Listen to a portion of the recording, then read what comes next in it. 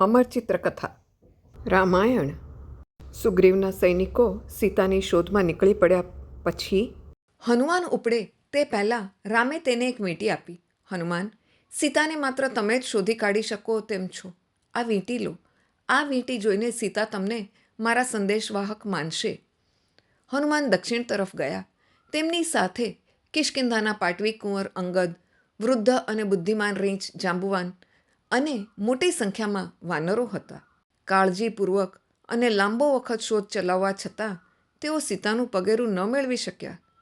હવે શું કરીશું? આપણી શોધ નિષ્ફળ નીવડી. આપણે સીતાને ક્યારેય શોધી નહીં શકીએ. પછી તેમને જોઈ રહેલા જટાયુના ભાઈ સંપાતિ ગીત પર તેમની નજર પડી. તમે સીતાને શોધો છો ને? મેં રાવણને સાગર પારના તેના રાજ્ય લંકા તરફ સીતાને લઈ જતો જોયો હતો. એટલે હનુમાન અને તેમના સૈન્યે ફરી પ્રયાસ આદર્યો. તેઓ દક્ષિણ સાગરે પહોંચ્યા ત્યારે તેમને ખૂબ નિરાશા થઈ. આપણી અને લંકા વચ્ચેનો સાગરનો આ વિરાટ પ્રદેશ ઓળંગવો શી રીતે? એ સાવ અશક્ય છે. આપણે લંકા નહીં પહોંચી શકીએ. કોઈક રસ્તો તો હોવો જ જોઈએ. આપણામાંનું કદાચ કોઈ સાગર વટાવી જતો કૂદકો મારે અને રાવણનો હિસાબ પતાવે. એ કોણ કરી શકશે? સૌથી વધુ લાંબો કૂદકો કોણ મારશે? હું 300 જોજન લાંબો કૂદકો મારી શકું છું. 1 જોજન એટલે લગભગ 13 કિલોમીટર. બીજો બોલ્યો, હું 400 જોજન. ત્રીજો કહે, હું 500 જોજન. પણ તે હનુમાન સિવાય કોઈ જરૂરી લંબાઈનો કૂદકો મારી શકે તેમ નહોતું. વયોવૃદ્ધ રીંછ જાંબુવાને હનુમાનને કહ્યું, હે હનુમાન, તમે સાગર પાર કૂદકો મારી શકો તેમ છો. તમે કેમ બોલતા નથી? તમને તમારી શક્તિની જાણ નથી? નાના બાળક હતા ત્યારે ઉગતા સૂરજને ફળ સમજીને તેને પકડવા તમે કૂદ્યા હતા. આવો હનુમાન, આ વિરાટ સાગર વટાવતો કૂદકો મારો. બળ અને વેગમાં તમને કોઈ આંટી શકે તેમ નથી. ભલે જાંબુવાન, હું કૂદકો મારીને લંકા પહોંચીશ. પછી પવનપુત્ર હનુમાને વિરાટ સ્વરૂપ ધારણ કરી આકાશમાં છલાંગ મારી. હનુમાન અતિ વેગે ઉડ્યા. અચાનક સાગરમાંથી એક મોટો પર્વત ઉપર આવ્યો. હનુમાન તેની સાથે જોરથી ટકરાયા, પણ તેના શિખરે માનવીના ચહેરાનું રૂપ ધારણ કર્યું. હું મૈનાક પર્વત છું. તારા પિતાએ મને એકવાર મદદ કરેલી. હજી તારે ઘણે દૂર જવાનું છે, તેથી થોડો આરામ કર. હનુમાન બોલ્યા, આભાર તમારો, પણ મારું ધ્યેય પાર ન પડે ત્યાં સુધી હું આરામ ન લઈ શકું. હનુમાને મૈનાક પર્વતને માંડ વટાવ્યો ત્યાં એક નવો ભય તેમની સામે ખડો થયો. સર્પોની માતા સુરસાએ હનુમાનની કસોટી કરવા જળ રાક્ષસનું રૂપ ધારણ કર્યું હતું. ક્રોધાગ્નિથી જલતો એ જળ રાક્ષસ તેમની રાહ જોતો હતો. મારા મુખમાં પ્રવેશ્યા વિના કોઈ મારી પાસેથી પસાર ન થઈ શકે. એકવાર પ્રવેશ કરનાર જીવતું બહાર ન નીકળી શકે તો મરવા તૈયાર થા. હનુમાનજી કહે છે, પણ તમારા મુખમાં મારો સમાવેશ થશે? હનુમાને પોતાનું કદ વધારવા માંડ્યું. જળ રાક્ષસ પણ પોતાના જડબા વધુ પહોળા કરતો ગયો. અચાનક હનુમાને પોતાનું કદ ઘટાડીને એક અંગૂઠા જેટલું કરી નાખ્યું અને રાક્ષસના મોઢામાં પ્રવેશી હનુમાન બહાર નીકળી ગયા. આ બાજુ પોતાના ખોરાક માટે ટાંપી રહેલી રાક્ષસી સિંહિકા હનુમાનના પડછાયા પર નજર રાખી રહી હતી. વાહ, હવે મને સરસ ભોજન મળશે. સિંહિકાએ હનુમાનનો પડછાયો પકડ્યો. કોઈ ભેદી શક્તિથી હનુમાન તેના જડબામાં ખેંચાતા ગયા તેમ રાક્ષસી એનું મોઢું પહોળું કરતી ગઈ. પણ રાક્ષસીનું શરીર ચીરી નાખીને હનુમાન ફરીથી ઉડવા લાગ્યા. છેવટે લંકા પહોંચ્યા. અંધારાનો લાભ લઈને તે દાખલ થવા જતા હતા ત્યારે શહેરની સીમા સાચવતી એક દેવીએ તેમને રોક્યા. મૂરખ પ્રાણી, હું આ શહેરનું રક્ષણ કરતી હોઉં ત્યારે તેમાં દાખલ થવાની તારી શી મજાલ? હનુમાન કહે, લેતી જા, અત્યારે આટલો પ્રસાદ બસ છે.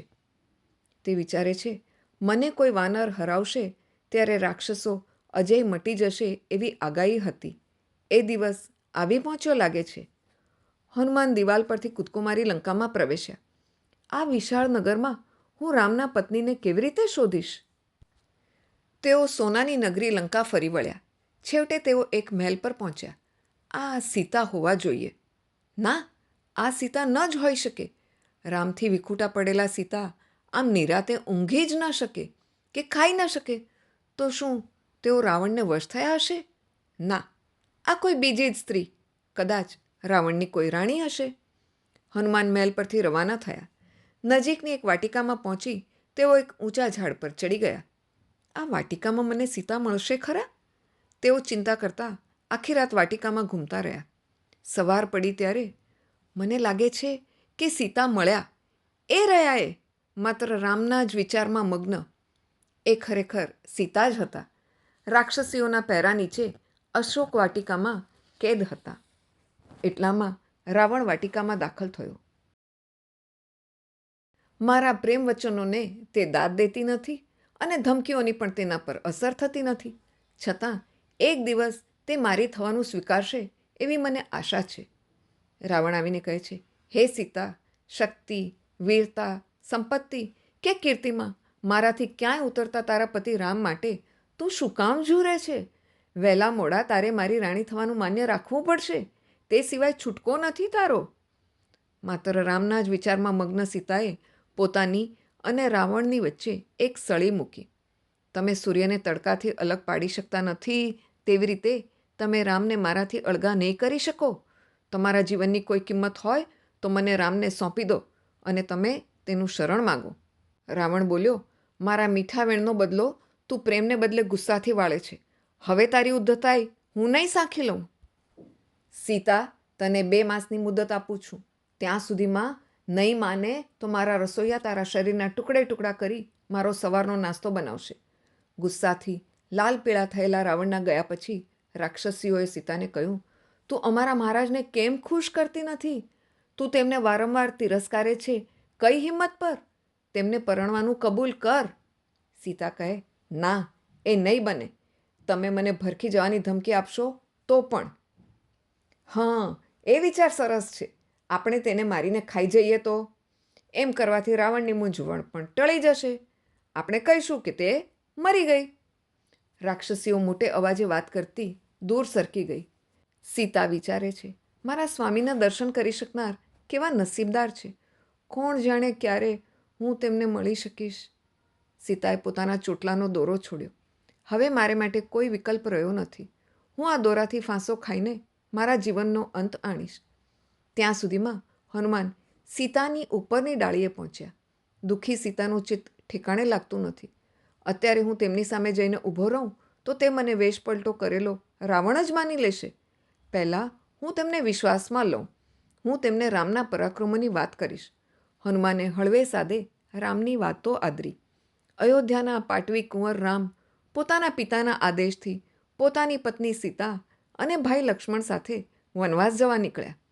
રાક્ષસોના આદેશમાં મારા સ્વામી વિશે કોણ વાત કરી રહ્યું છે? જંગલમાં રાવણ સીતાનું હરણ કરી ગયો. રામના હજારો વાનર મિત્રો સીતાની શોધમાં નીકળી પડ્યા અને મેં છેવટે તેમને અહીં શોધી કાઢ્યા. આ તો વાનર છે. બીજી પળે મને ભ્રમણા થતી હોવી જોઈએ. મને તો બધી ચીજોમાં રામ જ દેખાય છે, રામ જ સંભળાય છે. સીતાનો ભય દૂર કરવા હનુમાને રામ વિશેની વાત ચાલુ રાખી. હું રામનો સંદેશવાહક હનુમાન છું.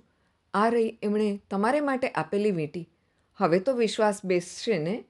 સીતાએ આતુરતાથી વીંટી લીધી. સ્વામીની વીંટી જોઈને મને અપાર આનંદ થાય છે. રામ મારા વિશે ખૂબ ચિંતાતુર છે. તેઓ હજી મને યાદ કરે છે. તેઓ મને ઉગારશે. મને ભ્રષ્ટ કરવા માગતા આ દુષ્ટ રાક્ષસ પર તેઓ ત્રાટકશે. રામ તમને છોડાવશે જ. એ સિવાય તે બીજું કંઈ જ વિચારતા નથી. પણ તમે ક્યાં છો તે કોઈ જાણતું નહોતું. તેથી તેમણે મને તપાસ કરવા મોકલ્યો છે. હું હવે પાછો જઈને તમે અહીં છો એવી જાણ તેમને કરીશ. તેઓ તરત જ તમને છોડાવવા આવશે. તમે ચાહો તો હું પણ તમને મારી પીઠ પર બેસાડીને રામ પાસે લઈ જઈ શકું. ના હનુમાન, રામ અહીં આવીને રાવણનો નાશ કરશે અને મને લઈ જશે તો જ મારું ગૌરવ જળવાશે. સીતાએ પોતાની સાડીમાં છુપાવી રાખેલો એક હીરો કાઢી હનુમાનને આપ્યો. આ મારા સ્વામીને આપજો. મને દુષ્ટ ક્રૂર રાવણના પંજામાંથી છોડાવવા તેમને કહેજો. હનુમાન કહે છે, રામ થોડા વખતમાં આવી પહોંચશે.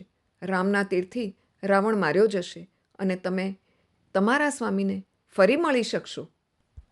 હનુમાન વિચારે છે, હવે મારે દુશ્મનની તાકાતનો અંદાજ કાઢવો જોઈએ. રાવણના વિચાર જાણવા તેને મળવાનો કોઈ રસ્તો મારે શોધી કાઢવો જોઈએ. પોતાની તરફ રાક્ષસોનું ધ્યાન ખેંચવા તેમણે અશોક વાટિકામાંના ઝાડ ઉખેડવા માંડ્યા. પેલા વાનરને પકડો! હનુમાને માત્ર રક્ષકોને જ નહીં, તેમની મદદે આવેલા લશ્કરને પણ હરાવી દીધું. હનુમાને ઘણા રાક્ષસ યોદ્ધાઓને પૂરા કર્યા. છેવટે રાવણનો મહાબળવાન પુત્ર ઇન્દ્રજીત પોતે મેદાને પડ્યો. પણ હનુમાને હવામાં ઊંચા કૂદકા મારતા રહીને ઇન્દ્રજીતના તીરના બધા નિશાન ચૂકવ્યા. આગળની કથા નેક્સ્ટ એપિસોડમાં. જય શ્રી રામ.